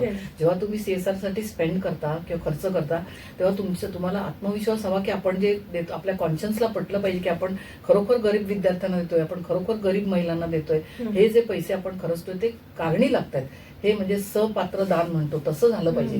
तर आम्ही तेव्हा जवळजवळ 20 विलेजेस तिकडची आजूबाजूची आम्ही अडॉप्ट केली आणि तिथे सगळीकडे खूप काम केलं. म्हणजे स्त्रियांना मदत केली, छोट्या छोट्या मुलांना मदत केली. म्हणजे अगदी काही काही खेडोपाड्यात जाऊन इतकं रडू यायचं की मुलं अशी चिखलातनं शाळेत जायची, त्यांच्या पायात चप्पल नसायची, स्लिप्पर नसायची साधी. तर सगळीकडे आम्ही म्हणजे घडवून आणला इतका मोठा बदल. तर त्याचं जे समाधान आहे ते खूप मला, म्हणजे अजून दरवेळेला आठवलं की वाटतं की हे काम मला म्हणजे परमेश्वराने हे अशी संधी मला परमेश्वराने दिली, हे किती मोठं काम आपण केलं. आणि अजून पण सगळेजण आठवण काढतात आणि अजून पण माझं हे काम चालू आहे. आणि त्यासाठी मला झी मीडियानी CSR साठी अवॉर्ड दिलं, म्हणजे उंच माझा झोका त्याच्यामध्ये अवॉर्ड दिलं. आणि ते म्हणजे एक छोटंसं रेकॉग्निशन होतं.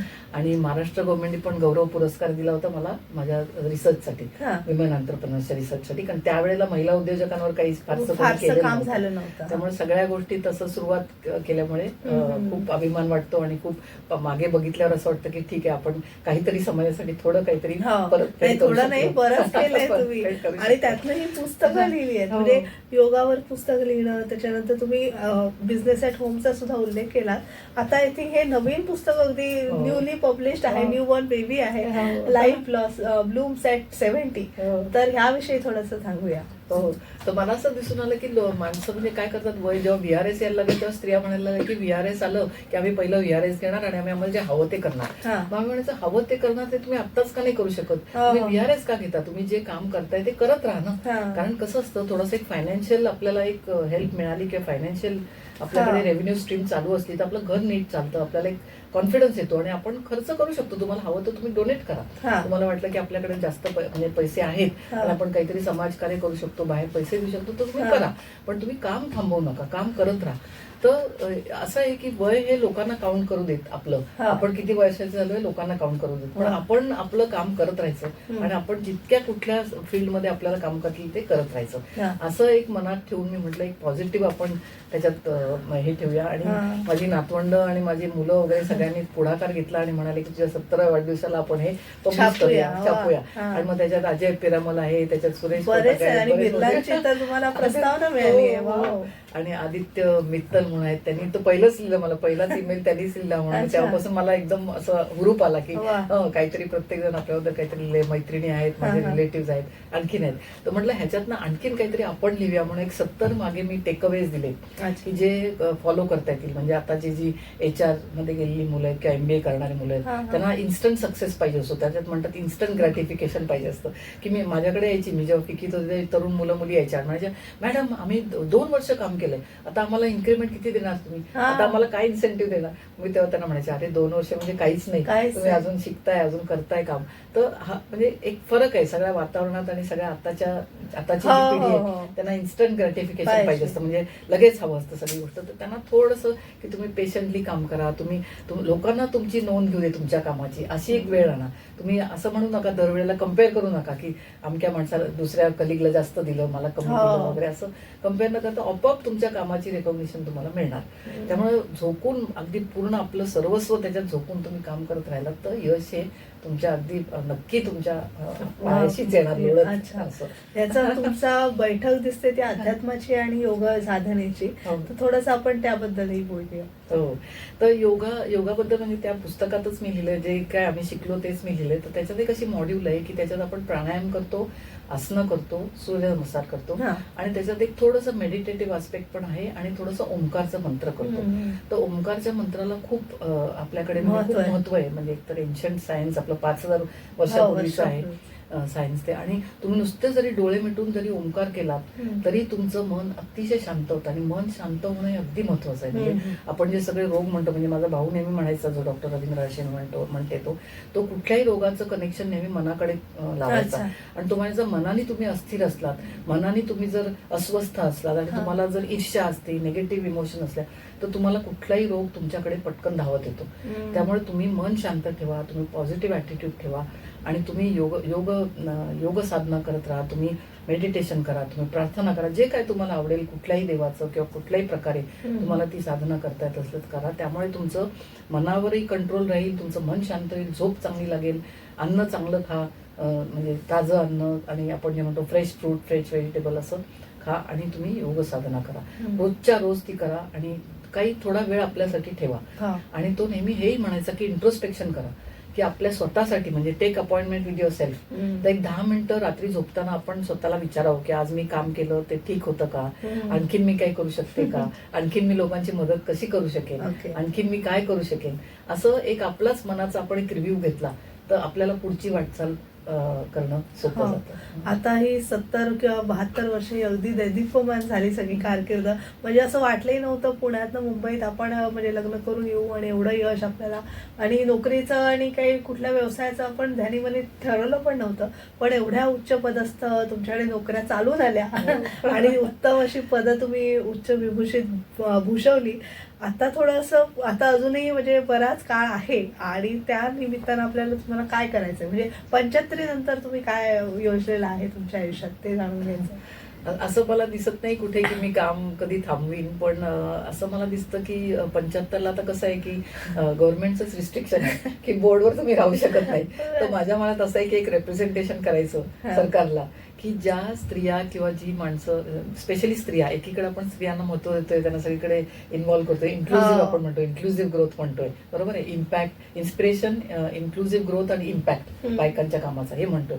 तर मग 75च्या पुढे एखाद्या स्त्रीला जर करायची इच्छा असेल, जर इंडस्ट्रीला किंवा लोकांना ती हवीशी वाटत असेल आणि ती जर फिजिकली फिट असेल, तर सरकारने अशी लिमिट का ठेवावी. म्हणजे जर अमेरिकेत तुम्ही पाहिलं तर अमेरिकेत रिटायरमेंट एज नाही, ते कितीही वर्ष जेव्हा करू शकतात करू शकतात. तर तसं एक मला वाटतं की तशा प्रकारे, म्हणजे मी कधी थांबीन असं मला वाटत नाही कामाच्या बाबतीत.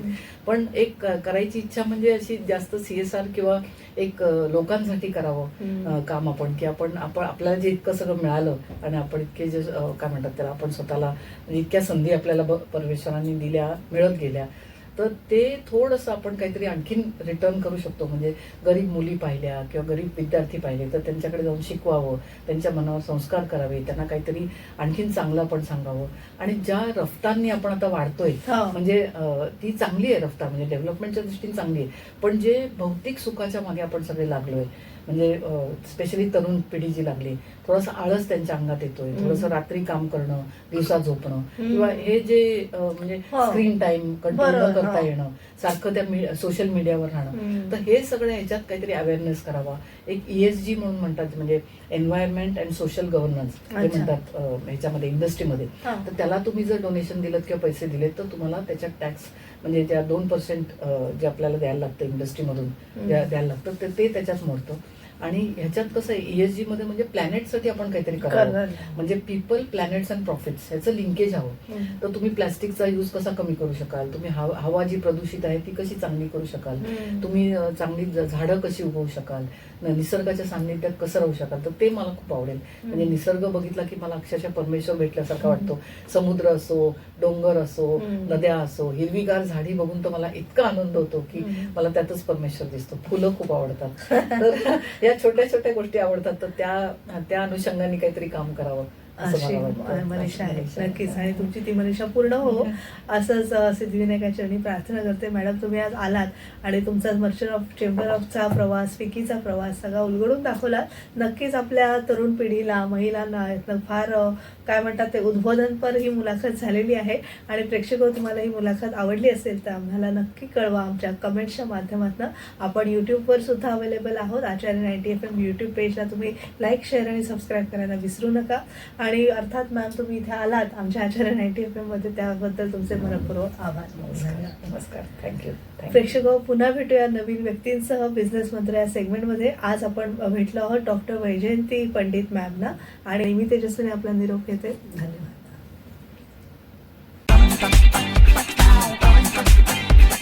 Acharya